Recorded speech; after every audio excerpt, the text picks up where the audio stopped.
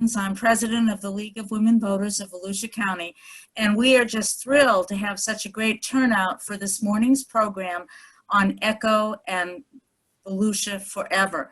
We're especially delighted to have our speakers with us. We can't think of better folks to be explaining this to us, and we want to thank them for taking time from our very busy, from their busy schedules to be with us this morning. I do want to mention that we are recording this morning, unless anybody objects at this time. So the recording then has been started.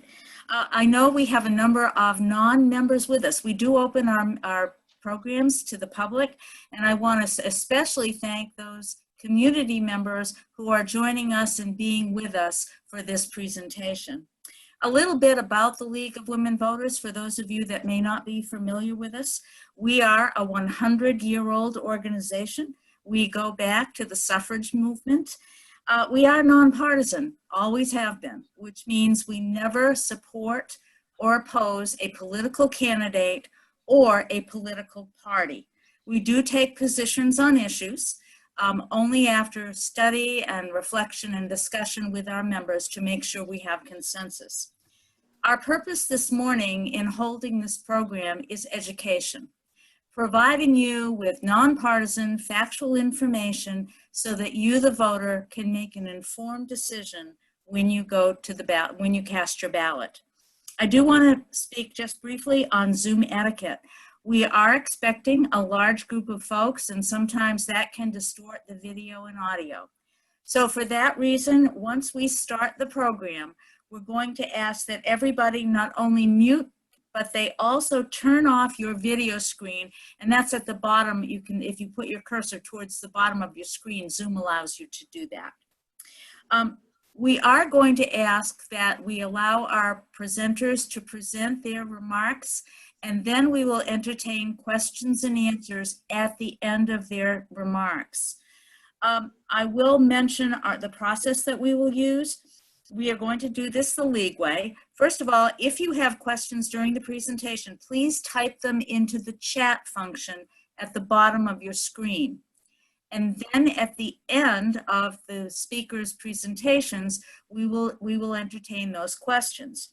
Now, those of you that have been with League members before know that they ask terrific questions. They are always insightful, but we do it the League way. First of all, we ask that all questions are focused on the issues, ECHO and Volusia Forever, both the programs and the referendum. We also speak only in respectful terms, both respectful of our speakers and participants who have differing points of view. We do not engage in any partisan political discussion.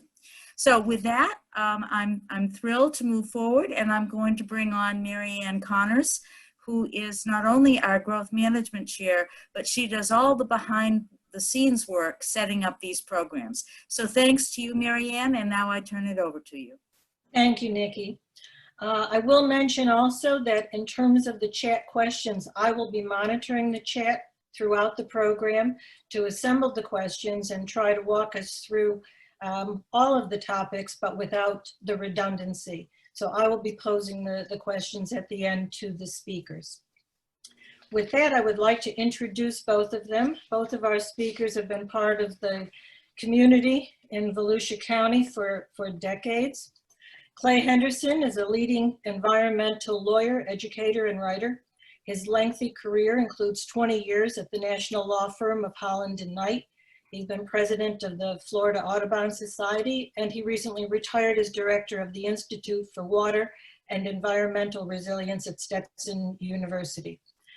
His public service includes election to 2 terms to the Volusia County Council and appointment to a number of boards, including the Florida Constitution Revision Commission and Florida Communities Trust.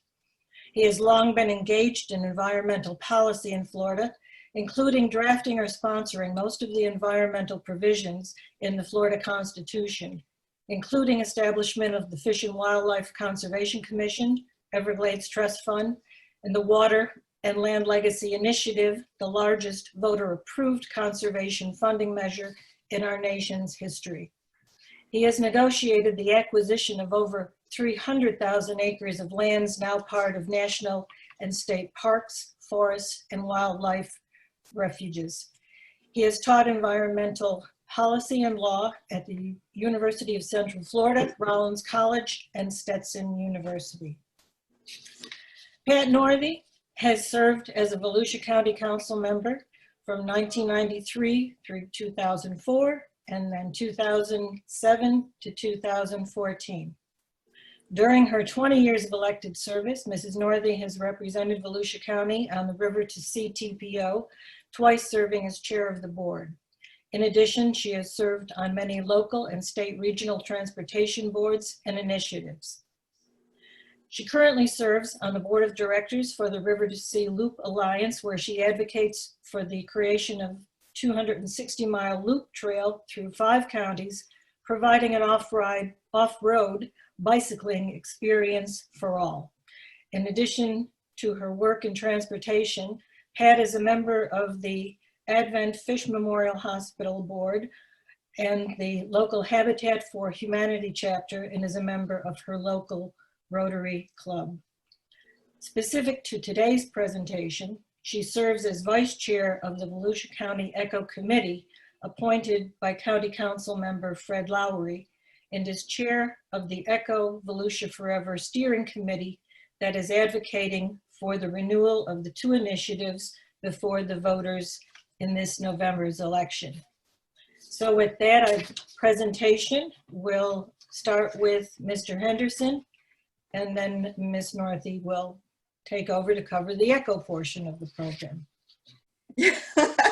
First of all, good morning to everybody. We're excited to have you on this Zoom meeting. This is I've done a lot of Zoom meetings over the year, but this is my first one presenting. So please bear with us if things don't go as smooth as what we would like them to do.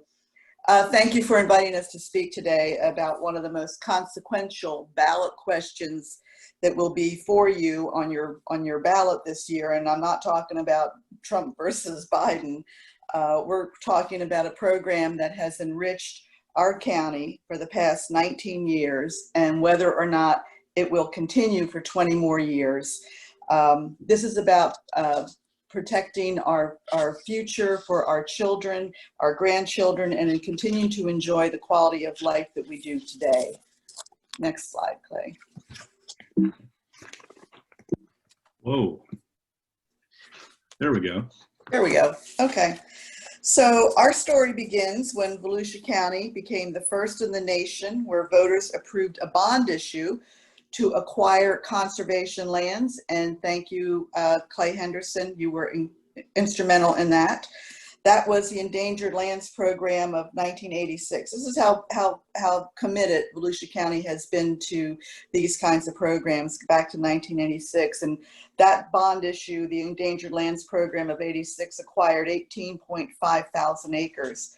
So in 2000, Volusia County became the first county to adopt twin programs that not only saved our conservation lands, but also developed parks, trails, and other recreation facilities while preserving our history and increasing our access to cultural amenities. The citizen-led measures were Volusia Forever and Volusia Echo, and they passed by a majority of voters in 2000. Collections for the programs began in 2001, and we'll talk more about what those results have been. But the reason that we're here today is that those programs will expire in 2021 unless voters agree to renew them this November 3rd ballot. So let's look at each program.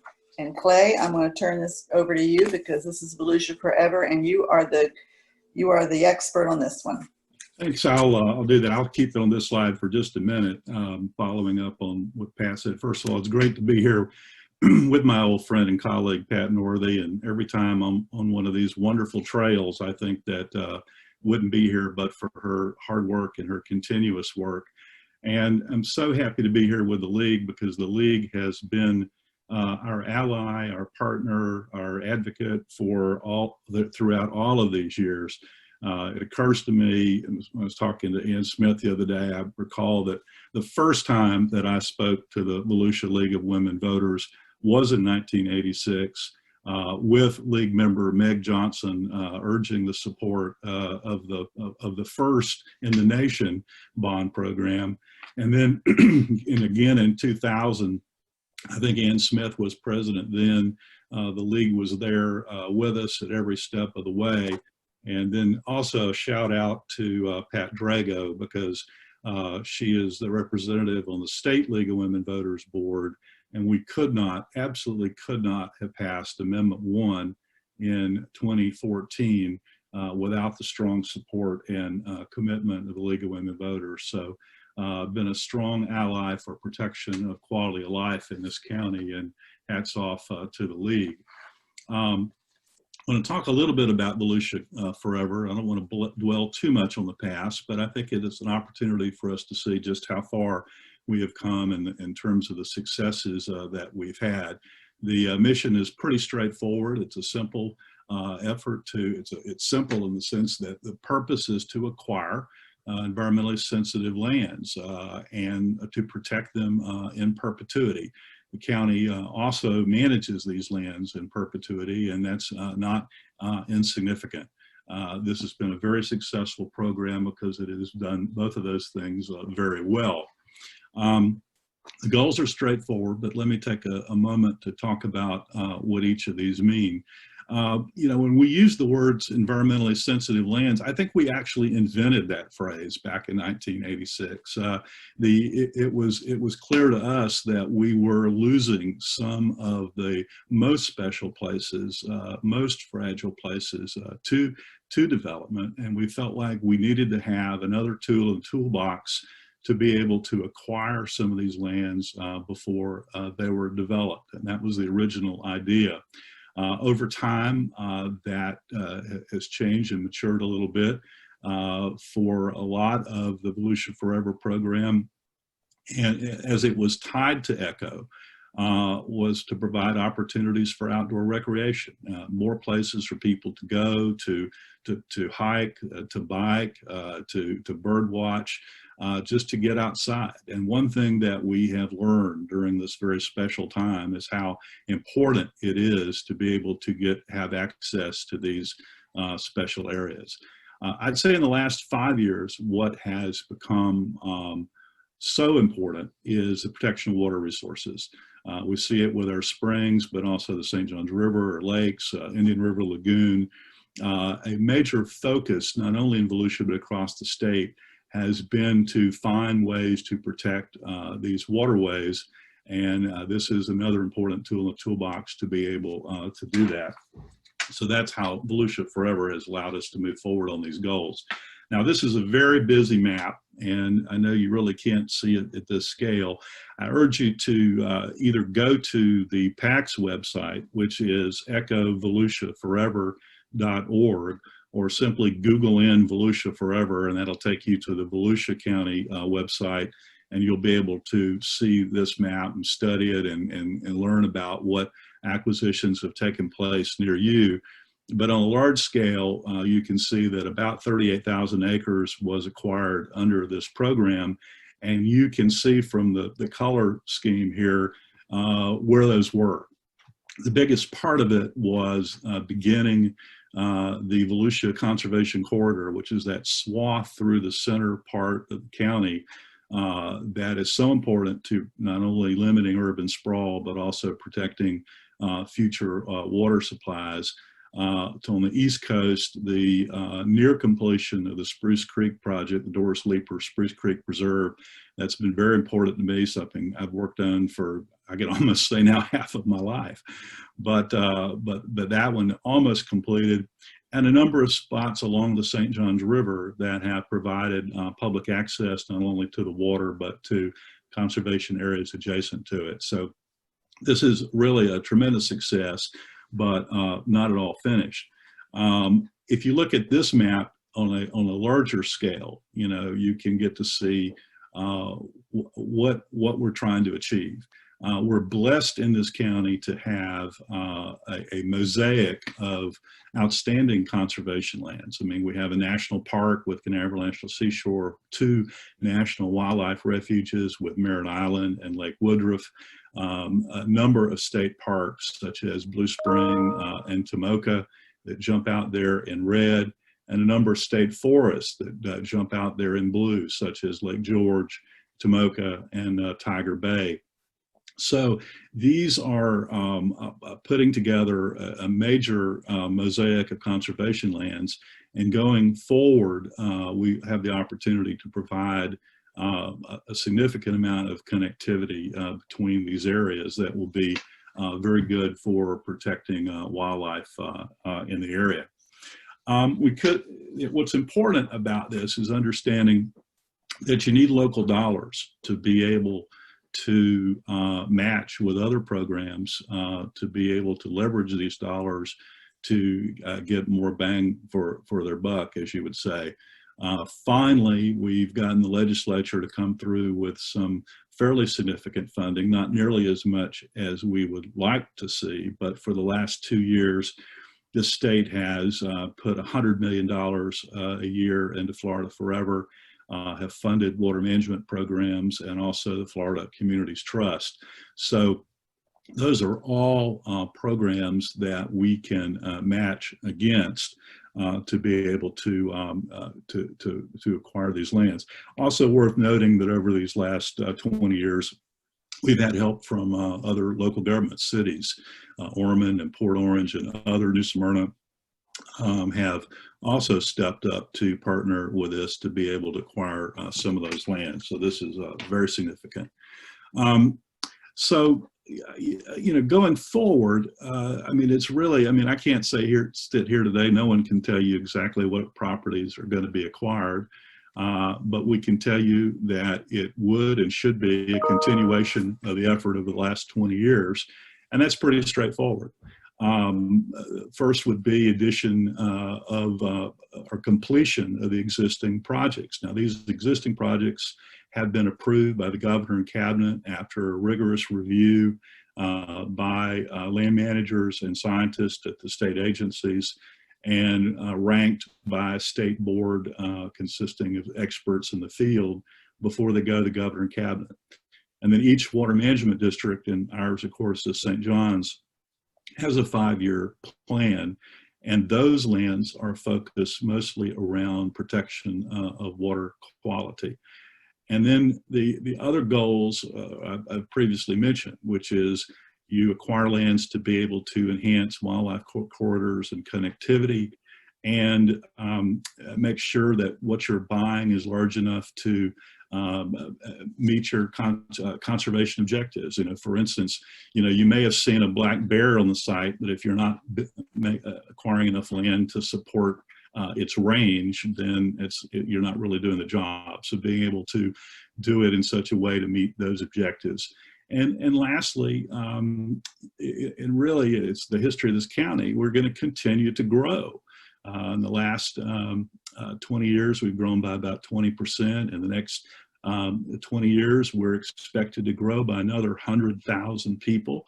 And you're going to need this tool in the toolbox as a hedge to make sure that you can protect against urban sprawl and be able to protect some of these places before it's too late. So how do we finance this? We're going to finance it the same way we have since the beginning in 1986, which is a portion of the ad valorem tax. We started out with a $250,000 in 86, 20 cents on the thousand for the Volusia Forever, and that will continue. That's a small amount of money for an average house in Volusia County. That's less than $30 a year. It's fairly insignificant. Because this is currently on our tax bill and we're asking voters to extend this, it is actually not an increase in taxes, but a continuation of where we are now. There are other dollars that will come in as we do partnerships with the Water Management District or the State Forest System or Florida Forever. We would expect to get some money back, and that goes to it and makes it very much a revolving fund. Lastly, I want to mention on this point, the ballot question is going to ask you as a voter whether you approve the bonds. Now, for Volusia Forever, to expect it to be a bond program, I know Pat will address the issue for ECHO, probably not, but that authorization is there. Why do we bond? I think we bond the same reason that most of us, when we buy a house, we get a 20-year mortgage so that you can pay over time. In the case of a fast-growing area like Volusia, it means that other people moving into the community over the next 20 years will pay their fair share of that. And then the economics work. Right now, bond rates for municipal bonds are less than 2%, but property values in Volusia County are going up higher than that each year. The tax rolls in the county went up by 6% last year. And even though we're in a recessed economic condition in the nation, it does not seem to have affected real estate values. So that's the program for financing, and basically stay the course and move forward. I really want to say two things about the program, because it really gets down to a function of trust. The program has a high degree of accountability and a very high degree of transparency. Properties are reviewed by a staff with experience. No project moves forward unless it's by an appraisal, usually by two appraisers off of an approved list of appraisers that understand this field. They're reviewed by an oversight advisory board. We've had some really good members of that board over the years. They take their job seriously, and they review what the staff does. They review the property, and they make the recommendations to the county council, and ultimately the elected officials. The county council makes this decision, and in many times that is a decision that is then also approved by the governor cabinet or the governing board of the water management district. So a lot of accountability, significant amount of transparency, and every year there is an audit that is done of the program so that everyone can see where every penny of this money has gone, and that is very significant to going forward. It's a great program. We've led the nation here with land conservation as the first of its kind. It's been recognized by a number of organizations around the country. The Nature Conservancy and the National Association of Counties have recognized the program on a national scale. The Trust for Public Land and 1,000 Friends of Florida have recognized the program on a statewide level. I'll tell you, just because of my work around the state, that many counties around Florida have looked to Volusia County as the model for how to do this right. And there's never been a hint of scandal about any part of this program, and it's kind of hard to say that about any other program in government. So where do we go from here? And I've alluded to this, but you know, it'd be nice to rest on our laurels, but we're just not done. We need to complete the mission. If you look at the big projects such as the Conservation Corridor, Spruce Creek, the Indian River Blueway, that all could be funded with the assistance of Amendment 1 and Florida Forever. We've got some additional work to do, and those things will be important for our state. You know, I'm often asked the question, you know, have we bought too much? Is there a limit to this? And I looked at some data here yesterday because I really wasn't sure, and I wanted to refresh my recollection. We have 67 counties in Florida, and if you look at the percentage of land that we have preserved in Volusia County, we don't rank number 1 or 2 or even in the top 5. We rank 22nd in the state for the percentage of lands that have been acquired for conservation purposes. So it gives you a feel for how we compare to other counties. Completing the corridor is an important goal for this county. I'll take my hat off to Pat Northey and her leadership and really making this a priority under the first program and working on some of the very big acquisitions that made that possible. This is important to think about it this way. People always say we don't want to be like Miami or Dade County. Well, Dade County, Miami can only grow so far west because of the Everglades. In Central Florida, the only limit is the Gulf of Mexico and the Atlantic Ocean. The Volusia Conservation Corridor, in effect, keeps East and West Volusia from growing together as one massive amount of urban sprawl. It's an important natural barrier that needs to be protected in perpetuity for habitat purposes and for protection of our long-term water supply. And there's still about 17,000 acres in the corridor that could well be acquired. The other thing, as I alluded to earlier, is water quality. We have some great springs in our county: Blue, DeLeon Springs, Green Springs, Gemini Springs. They're all in public ownership, but they're all showing stress. They're showing stress because of the lessening of the flow out of the spring, and they're showing stress because of the large amount of nutrients that are coming from our lawns, in some cases agriculture, into the aquifer and coming out through the springs. If we want to protect our springs and clean up our springs, there's more that we're going to have to do. And acquiring some buffer areas around these springs will be very important to accomplish that process. And not just for our springs, but for Spruce Creek, Tomoka River, Halifax River, St. John's, and Indian River Lagoon. All of these are places where we need to work on protecting the overall water quality. I think this pretty much ends up my part of the presentation. I just want to say before handing it back to Pat that this is an important program for the future, because as we continue to grow, we're going to need to have this tool in the toolbox to protect our water supply, protect the wildlife habitat that we have, and to keep special places from being converted to urban sprawl.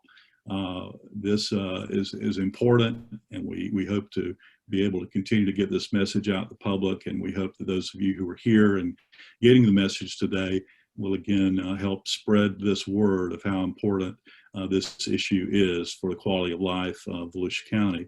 And with that, it's my pleasure to hand it back off to the Queen of Trails herself, Pat Northey, to tell us a little bit more about ECHO. Thank you, Clay. It's always a pleasure working with you. And I just want to give a shout out. Clay has been I'm older than Clay, but he's been my mentor on all of this going back to the 90s. And we've had a nice partnership and working together on some projects that have really improved Volusia Forever and also our ECHO resources. So I think most of you know that ECHO stands for Environmental, Cultural, Historic, and Outdoor Recreation.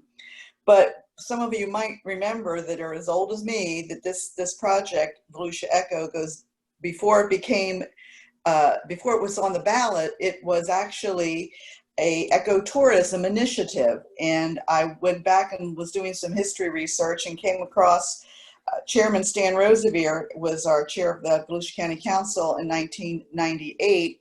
And he wrote in the county's annual report in 1998, "The emerging vision focuses on a successful economic strategy which maximizes Volusia's strategic location and high quality of life. This vision includes a new ecotourism program which focuses on our wonderful natural features, rich history, and cultural assets. A dedicated, talented, and diverse group of citizens is working with the county to craft a countywide ecotourism strategy." So out of that early work came Volusia ECHO. It went on the ballot, and I'm proud to say that there's not been another program like this in the state. We are fairly unique with the specifics that we focus on in Volusia ECHO. I'm also proud to tell you that we just received notice that we were endorsed by the conservation voters for both Volusia Forever and Volusia ECHO as two of 6 statewide initiative local ballot measures that can make a difference, can make a statewide impact, and that's pretty significant. Next slide. So what is Volusia ECHO from 2001 to 2021? It's a grants and aid program. It's to fund acquisition, restoration, construction, or improvement of facilities. And it covers all of the elements of ECHO. This particular location here, I want to talk about a little bit about this because this really ties in all the elements. This is DeBerry Hall. It's listed on the National Registry of Historic Places. It's the oldest intact building in Southwest Volusia County. It was built in 1871. It was a winter retreat of European-born wine merchant, Count DeBerry, who chose the St. Johns River country for his hunting estate. That was back in the 1800s. So in addition to restoring the building that is now acts as a museum, there are several outbuildings on there, including the stables, which housed his coaches and his horses. That is now a conference center. We've turned that into a conference center. We also have as you see, there's a bike path right there. DeBerry Hall is also one of our trailheads for our state showcase trail system. So Volusia ECHO isn't specifically either or, it brings it all together, and we're pretty excited about this project, but we have replicated this throughout the county. Next slide.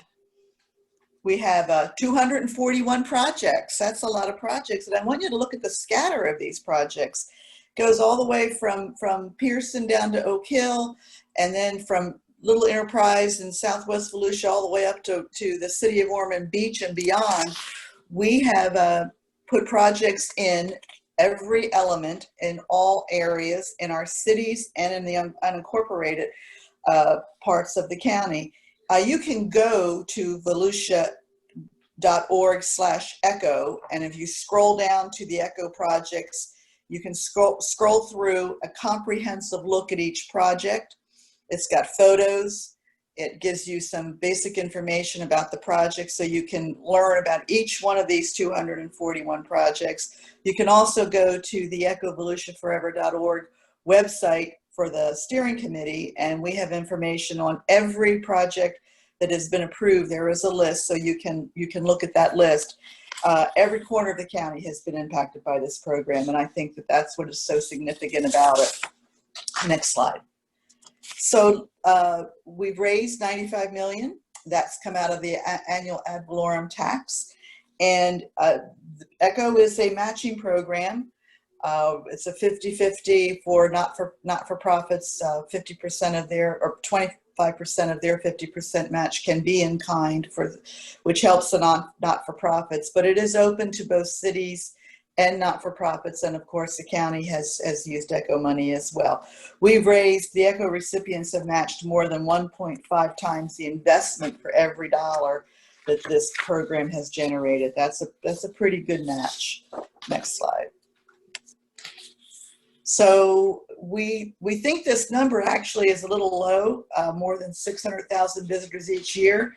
And I've looked at some of the numbers from around the county, but I just want to talk about, first of all, I'm going to take a point of personal privilege. The middle photo, that's the Marine Science Center. It was a county project, and that is Frank Bruno, Chairman Frank Bruno and Mary Bruno's grandson, and my granddaughter Morgan. And both of those kids are now in high school, so that just shows you how successful they learned all about the environment through programs that were put on by ECHO.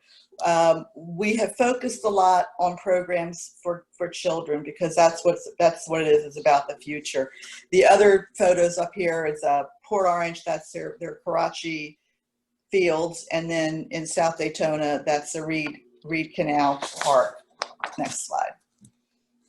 I'm going to give you some examples of each element of ECHO. This is environmental, and this is one of our really successful not-for-profits that have used ECHO funds, and you can see the match there. That's a lot of money that they've raised to match ECHO, but it's one of our most successful environmental grants. And if you remember, this was once the site of the new Smyrna Beach High School, and it is now a hands-on learning center offering both adult and children's programming. Through their grant funding, 5.5 acres of salt marsh has been restored on the land. There is a butterfly garden, a nature play area, a 29-foot observation mound overlooking the waters. There's an archery range, a living shoreline demonstration area, and as you can see in the picture, they constructed an amphitheater and they have a kayak storage and launch area, and soon will be a designated trailhead for the River to Sea Loop that comes through New Smyrna Beach. There's some other environmental projects that I would like to just bring out to your attention that fall into the E. We made a pledge when we said, if you vote for ECHO, we promise you that we will invest in environmental learning centers across the county. And indeed, we have done that. Lyonia Environmental Center at Lyonia Preserve in Deltona, the Central Park Environmental Learning Center in Ormond Beach, the Holland Park acquisition in New Smyrna Beach, and the Rinker Environmental Learning Center at Stetson University are a few of them. That was a promise we made, and we've kept that promise. So if you get a chance, go out to the Marine Discovery Center. They're doing very cool things, and they have lots of hands-on events for families. Next slide. Now we go over to cultural, the C in ECHO, and we head up to DeLand. This is the Noble Thin Man Watts Amphitheater. It's in the Spring Hill District, and it was the dream of Maxwell and Irene Johnson. It's their cultural park. It was constructed with a raised fixed stage and theater lighting, audio, and permanent seating. This is a really popular place in the summer for concerts, and if any of you remember the Thin Man, he was quite a musician. So in addition to this site under the C for cultural, we have other places that we have funded as well through those funds, including the Atlantic Center for the Arts, which is smack dab in the middle of Clay's Special Place Spruce Creek Preserve. That's a nonprofit and interdisciplinary artist community and arts education facility. We have the Gateway Center for the Arts in DeBerry, which was, I think the Grays are on there, and they were instrumental in this call. They were instrumental in helping get that established in Southwest Volusia. That was one of our favorite grassroots fundraising efforts that went into their $100,000 match. And of course, many of you will remember Mayor Yvonne Scarlett Golden of Daytona Beach. There is the Yvonne Scarlett Golden Educational Center. It's a new construction of a 17,000 square foot cultural and education center. That's just a few of the cultural places that we have funded on ECHO. Next slide. Now, historic. This is the Casements, and they received, this again is a not-for-profit, and they received a $500,000 ECHO grant, and they matched it with $500,000. It was built in 1913 and was purchased by John D. Rockefeller, the Standard Oil billionaire, in 1918. And it now functions as a culture center for the city of Ormond Beach. Some other historic projects that include two of my favorites. If you get a chance, please go out and visit the Enterprise Heritage Historical Schoolhouse project. They relocated that school in the middle of Enterprise Elementary School. The new school grew up around the old one, and they moved it, and they have created a heritage center. It's a great project. And then, as I showed you earlier, DeBerry Hall was another one, and that was a project that's a couple of our historic ones. And we also have one in, it's over so across the river from the new bridge, Lillian Place. That's a project that if you get a chance, that was really coming apart at the seams. And that was one of our projects that the council took immediate action on for stabilization. And that's been a beautiful building.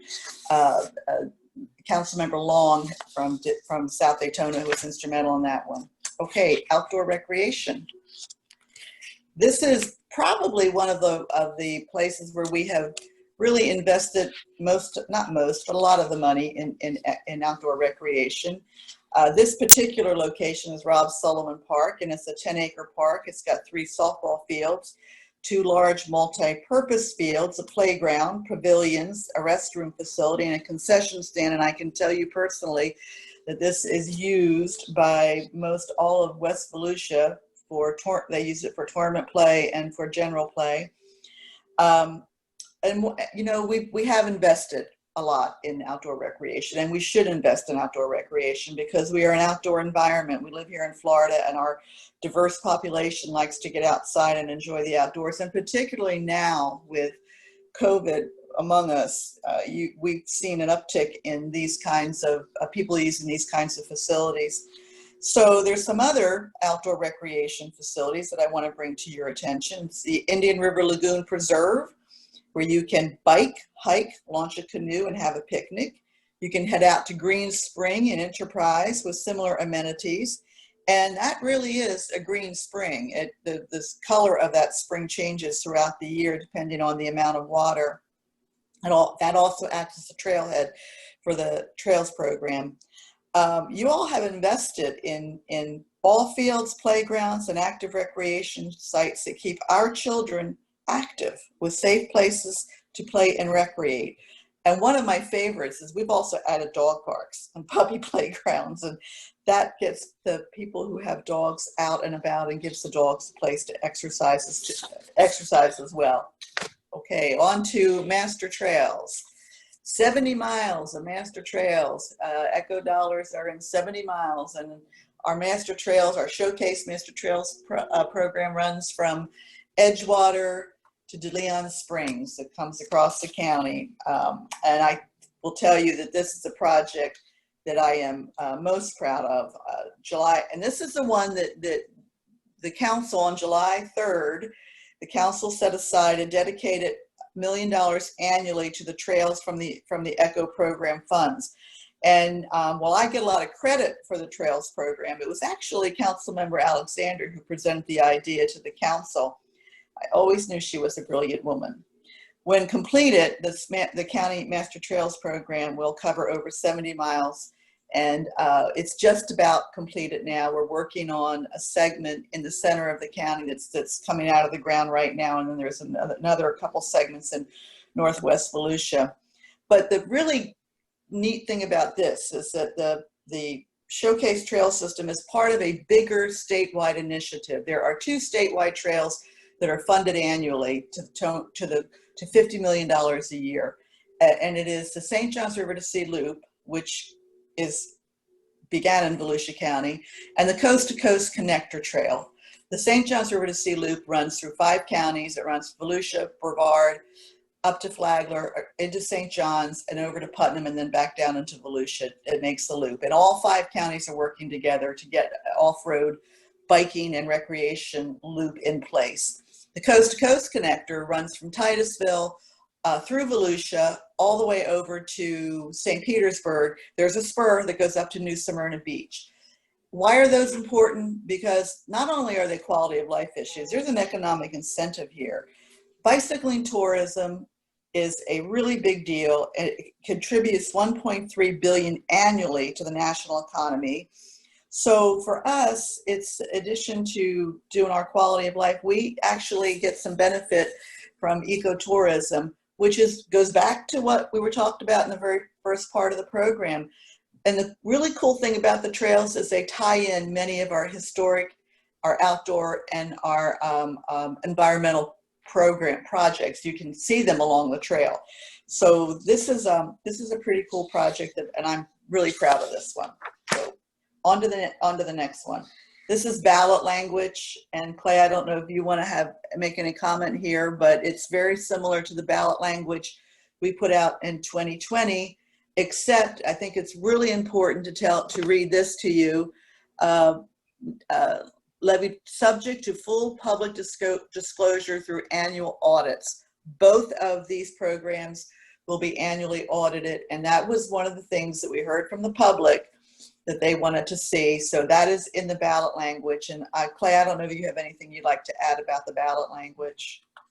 No, I think it covers it. I addressed the bond issue. I mean, the question will be yes or no for bonds.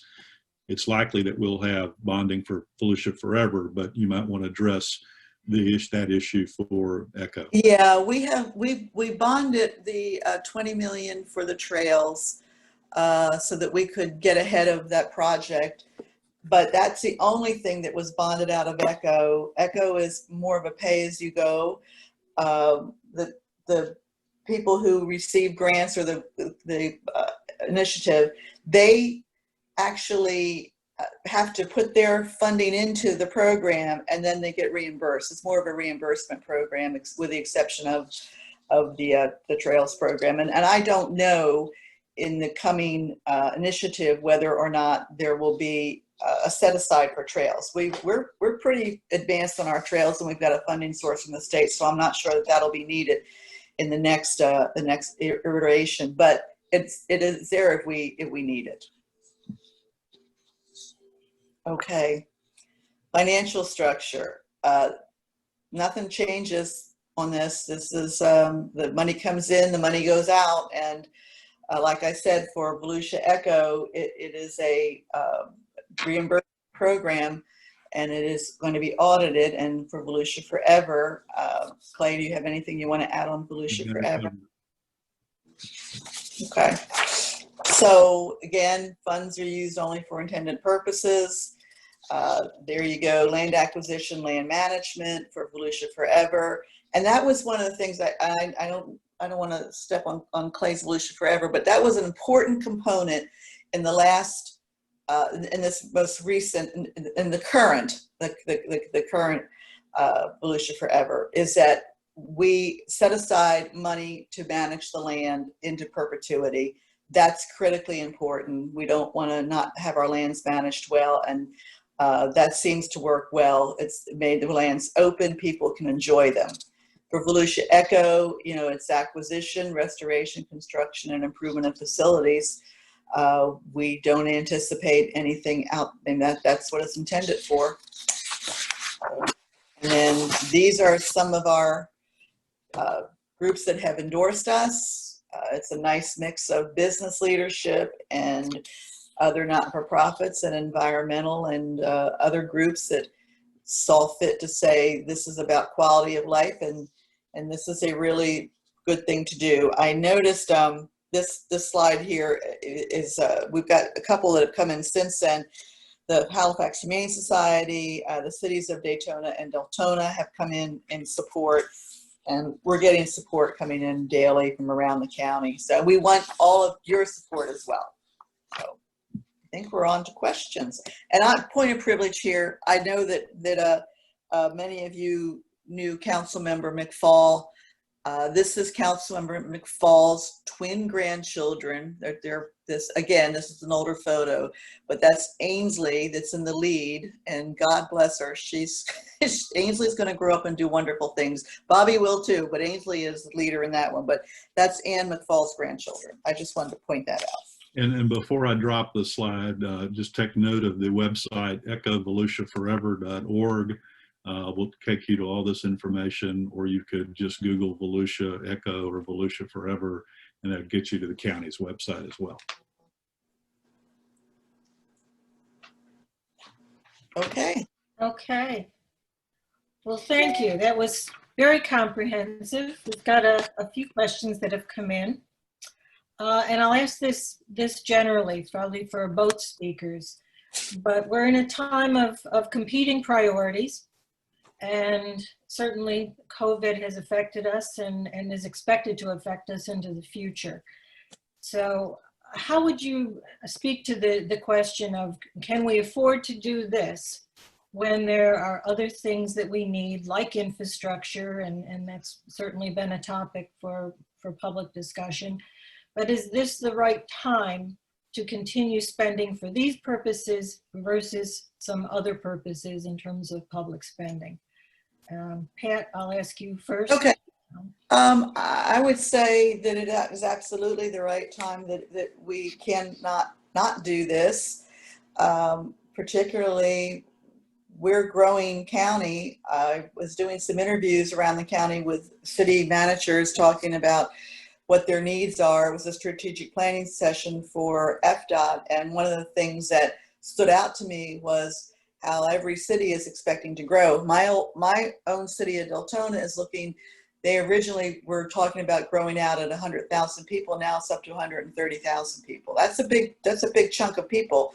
in one city. And so they have to have amenities. They have to have good, clean drinking water. And really, for me, Volusia Forever, this next 20 years, that's really what it's about, is protecting our water resources, which we've done through the conservation corridor.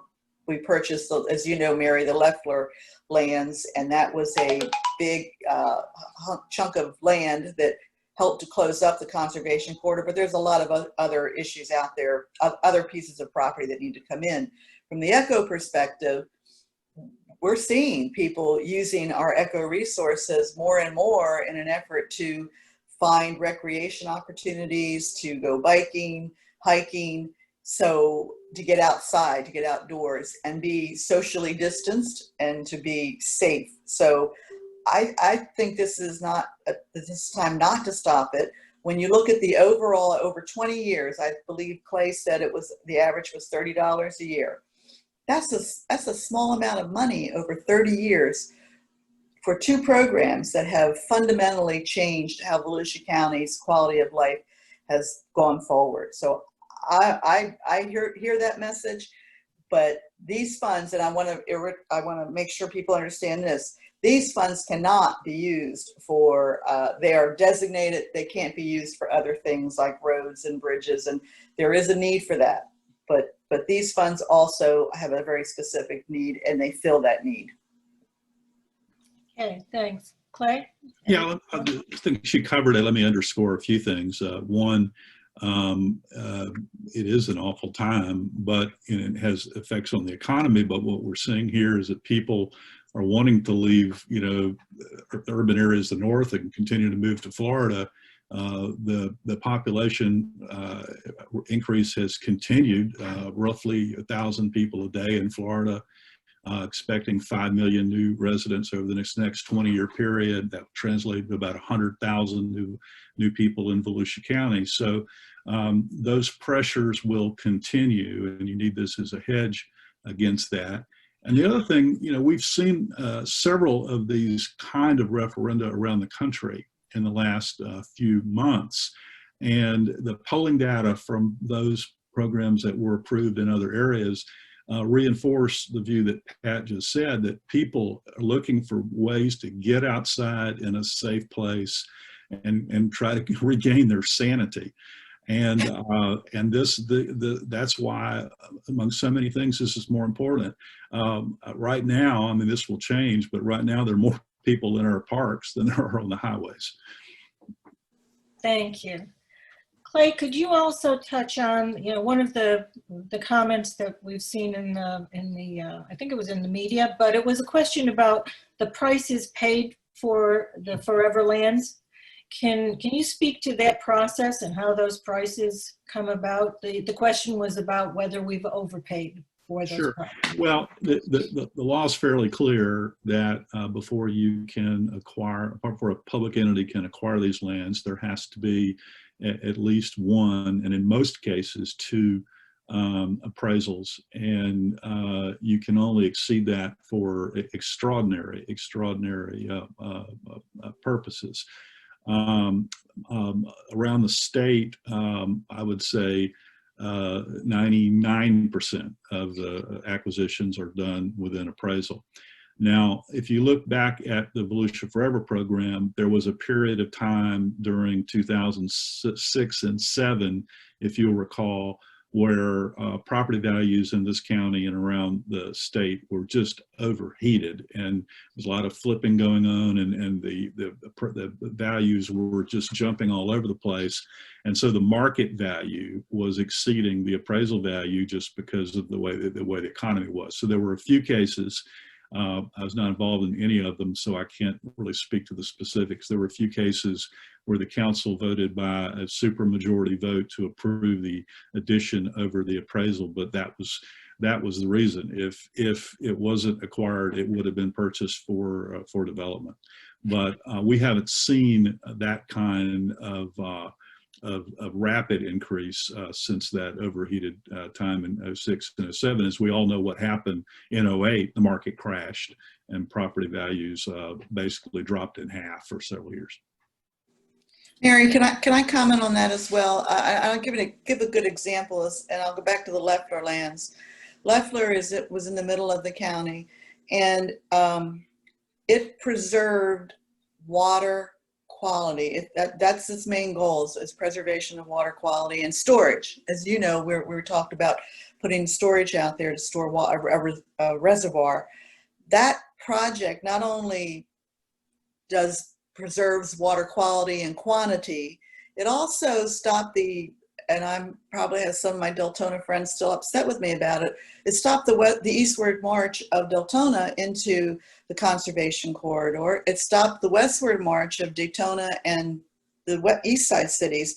And there's value in the fact that those lands are not being developed. That to me, we can talk about the cost of purchasing these lands, but there's a bigger picture out here, and that's the fact that we are preserving something for the future that we haven't, that if we had let those lands go, as you know from your time with the county, there was development pressures on Leffler.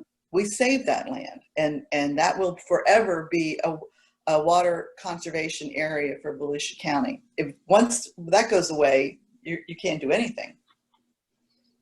Okay, we've had a question here. I think this is kind of an oversight and accountability question, but it's about whether the money is going to the intended programs or whether there's a percentage that goes to other things. And I'm not quite sure what other things are, but you've both spoken to the fact that these programs, and this is designated funding. And I'm going to refer our questioner to the audit process for the moment. If that doesn't address the question, then please get back to me and I will pursue an answer to that question. But I think the audit process and the request for with the new ballot language, including an annual audit process, I think that speaks to the transparency of how this money is used.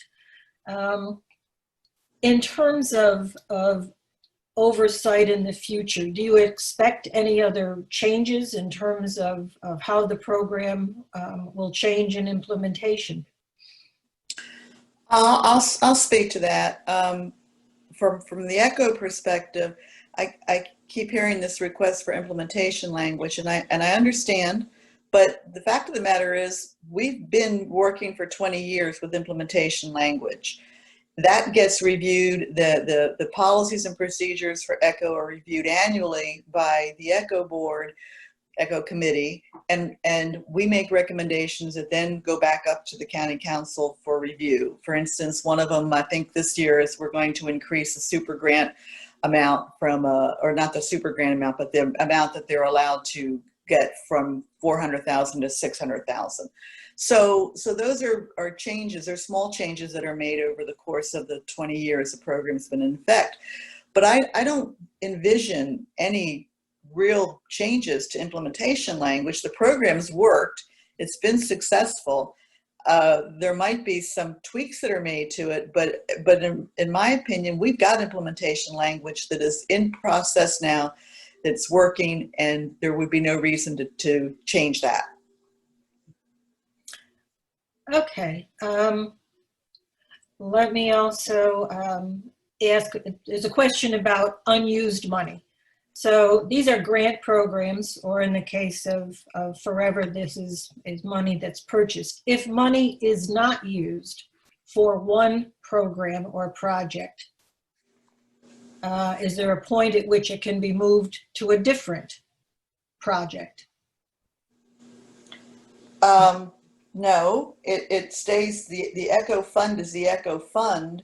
We don't designate so many dollars for each of the elements. It's whatever the grant requests are that year. But for instance, I know there was some discussion about the boardwalk project that did not get done, that the council had set aside dollars, that money rolled right back into the ECHO fund.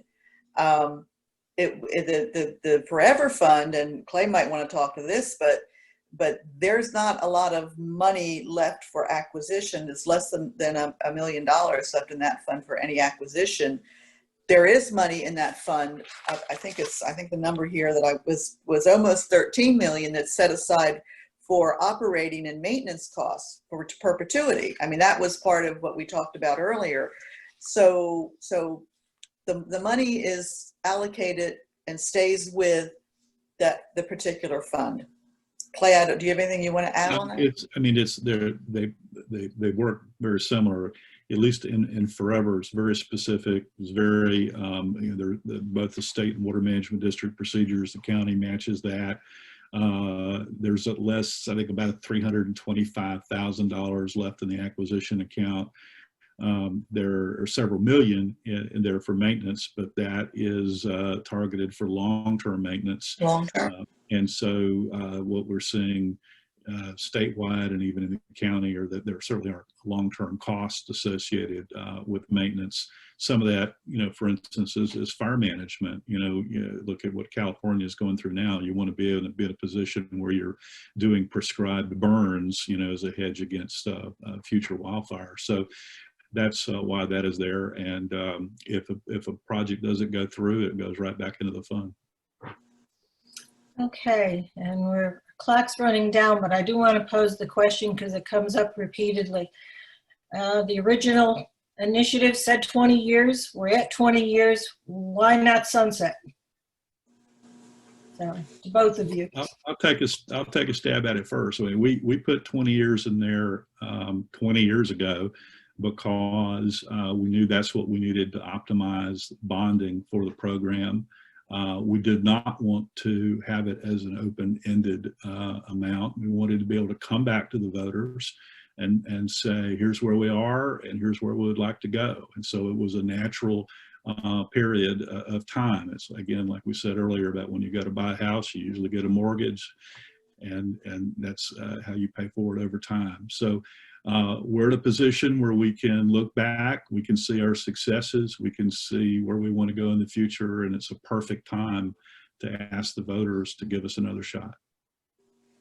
And I think from the ECHO perspective, there are still projects out there to do. There are not-for-profits, particularly now with funding, that one of the things I think that the new council will look at if this is approved is how do we better help the not-for-profits, because that's been one of the concerns, is that it's been hard for the not-for-profits because they have to raise so much of a match.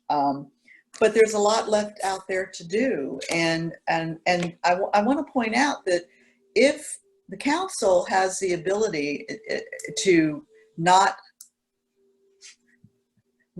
charge the tax in any given year, for instance, this year, because there's a fairly healthy fund balance because of the boardwalk project dollars being rolled back into it for ECHO, the voters aren't going to see an ECHO assessment on their tax bill this year because we've got enough funds for next year to, if we have, whatever the grants come in. So at any time that the council has the ability to do that. So if it comes out that we stop getting projects, then I would imagine that the council will stop assessing the tax. I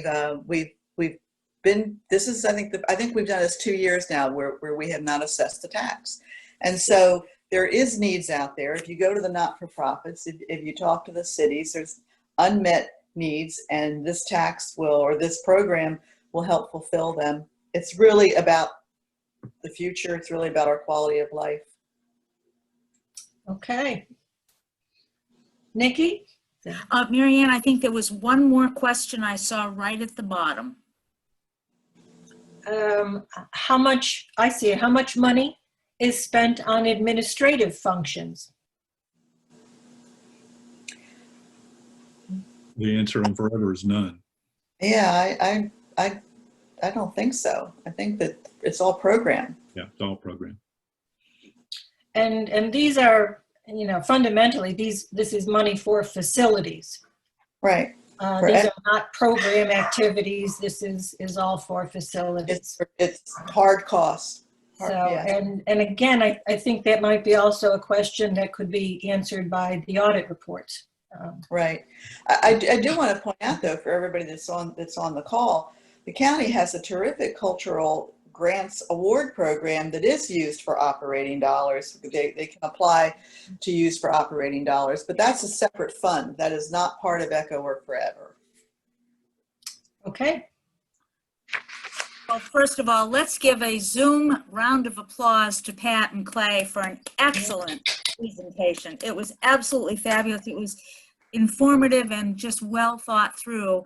And also from the League of Women Voters, a very special thank you to both of you for your many years of dedicated service to Volusia County and making it a better place for us to live and work.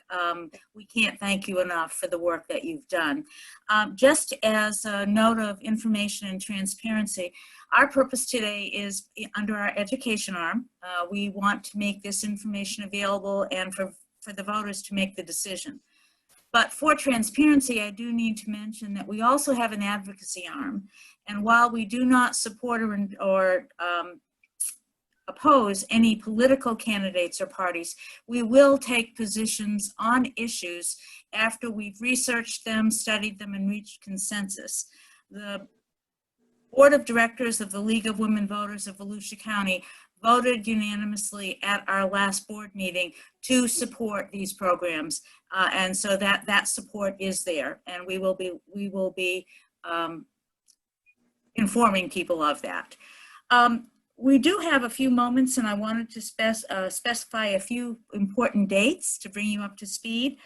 On October 7th, our voter service team under Carla Christensen's leadership will be doing an amendment presentation where we will present information on the 6 constitutional amendments as well as these 2 amendment referendums. So that is open to the public. It is a Zoom meeting. It will be from 5:30 to 6:30. Members should be receiving an email notice from members of the public. If you're interested in learning about attending that meeting, please go to our website, lwvvc.org. You can check out our calendar and find information about it. A couple other important dates. October 5th, if you are not registered to vote, or if you know of somebody that needs to register to vote, that is your deadline for registering. You can do that registration at our website, vote411.org, and there are others out there as well. Early voting, October 19th through November 1st. In Volusia County, registered voters can vote during early voting at any of our voting precincts. Mail-in ballots, let's talk about that. Mail-in ballots are going out as we speak. You can still request a mail-in ballot by contacting the Supervisor of Elections office. Please note, because of the volume, we are recommending that you, if you're mailing your ballot, please mail it no later than October 24th, preferably by October 13th. It must be in the Supervisor of Elections office by 7 o'clock on Election Day, November 3rd. The actual date of the stamp doesn't count. It has to be in the office, Supervisor of Elections office. Now, also remember to sign the envelope of your mail-in ballot, and that signature needs to match the signature on file. That signature match or a lack of signature is the biggest reason that mail-in ballots can be invalidated.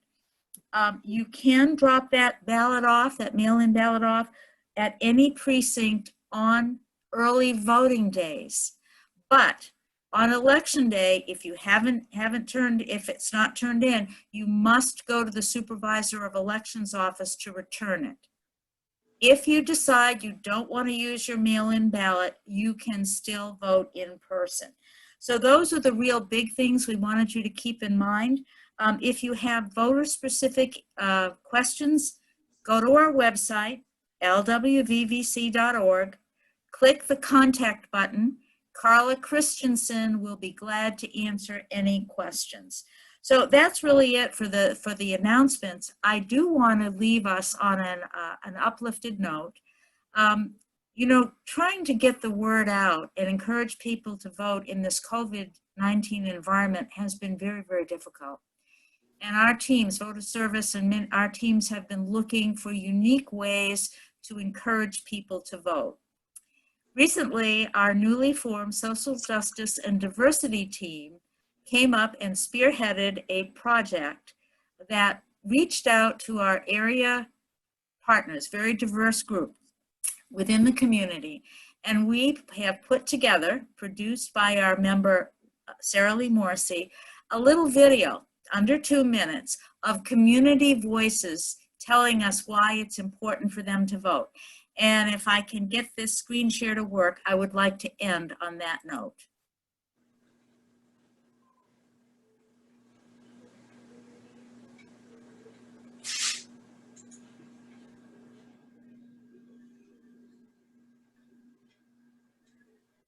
Nope, wrong one. Well, maybe not. Thanks to Clay and Pat for your dedication to Volusia County. Thank you, Charlie. I am going to try this again.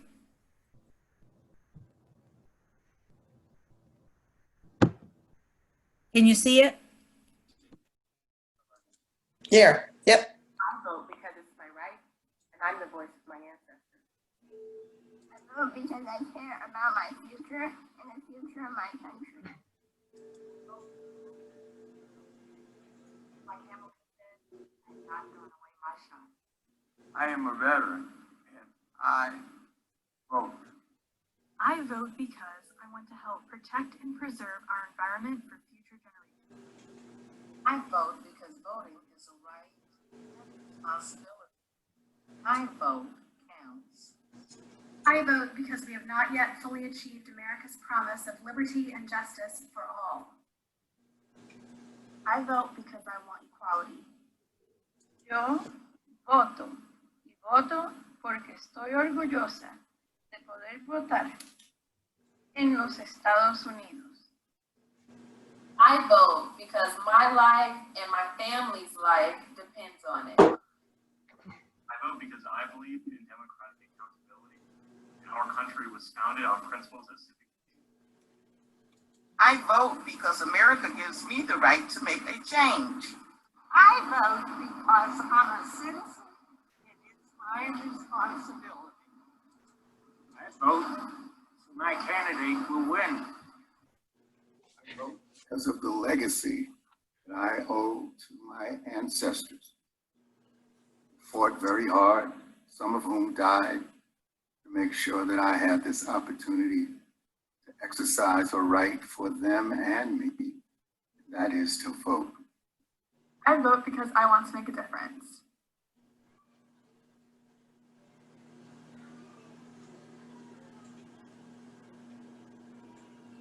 I hope you enjoyed our video. Please share that. You can go on our website, hit our YouTube channel, and it's there. That's what we're all about. We want people to vote. It makes democracy strong as more and more people get out and make their voices heard.